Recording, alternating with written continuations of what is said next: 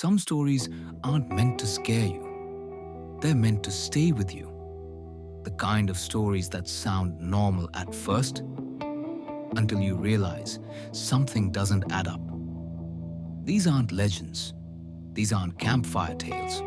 They're true stories, unexplained events, and real people who experienced something they were never supposed to.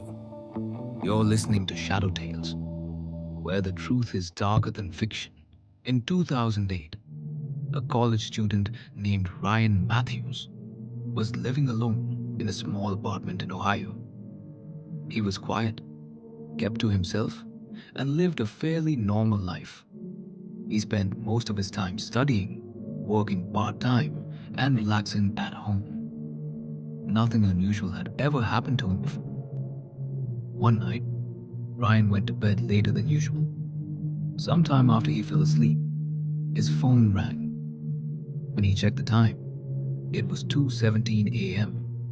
The number on the screen wasn't saved, and he didn't recognize it. Half asleep, he ignored the call. A few seconds later, the phone rang again. Annoyed, Ryan answered. He said hello, but no one responded. All he could hear was heavy breathing on the other end of the line. It sounded slow and close, as if whoever was calling was holding the phone directly in front of their face. Ryan asked who it was. The breathing stopped and the call ended. At the time, he assumed it was just a prank call and went back to sleep. The next morning, Ryan checked his call history. The number looked strange. It was longer than a normal phone number. When he tried calling it back, his phone displayed a message saying the number did not exist. He brushed it off, but that night, at exactly 2:17 a.m., his phone rang again. The same thing happened. No voice, just breathing. This continued every night, always at the same time. Ryan eventually stopped answering the calls, but soon his voicemail began filling up. The messages were nearly silent, except for faint background noise. It sounded like static mixed with something distant, almost like air moving through an empty room. On the fourth night, the voicemail was different.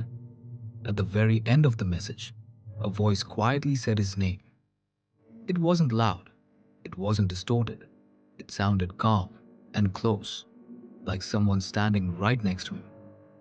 Now, genuinely afraid, Ryan contacted his phone service provider. They agreed to trace the calls. When the results came back, even the technician was confused.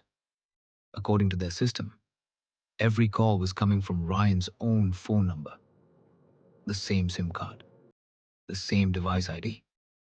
That meant the phone was somehow calling itself, even though Ryan was holding it each time the call came in. There was no explanation. That night, Ryan decided to take extra precautions. He turned his phone completely off and removed the SIM card. He placed the phone on his desk and went to bed, hoping the calls would finally stop. At 2:17 a.m., the phone lit up. There was no number on the screen, just one word, answer. Ryan didn't touch the phone. He didn't move. After several seconds, the ringing stopped on its own. The next morning, Ryan discovered a new voicemail. What disturbed him most wasn't the message itself, but the timestamp. The voicemail was dated 3 days in the future. When he played it, his stomach dropped. The voice was his. He sounded scared, barely keeping his voice steady. He whispered, "If you're hearing this, don't answer it." That same day, Ryan moved out. He changed his phone, his number, and eventually his apartment. The calls never returned. Years later, while going through old data backups, Ryan noticed something unsettling. The future voicemail had been recorded from a phone model that he didn't own at the time it was supposedly recorded. To this day, No one has been able to explain how a phone can call itself, how a voicemail can come from the future, or who was breathing on the other end of the line. Some mysteries don't need an answer.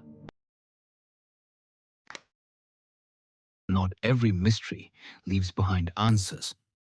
Some disappear without a trace, and the people who lived through them are left with questions they'll never be able to ask.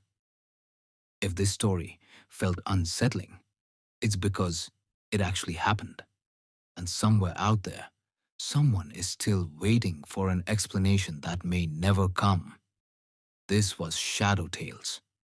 Until next time, keep the lights on and don't trust the silence.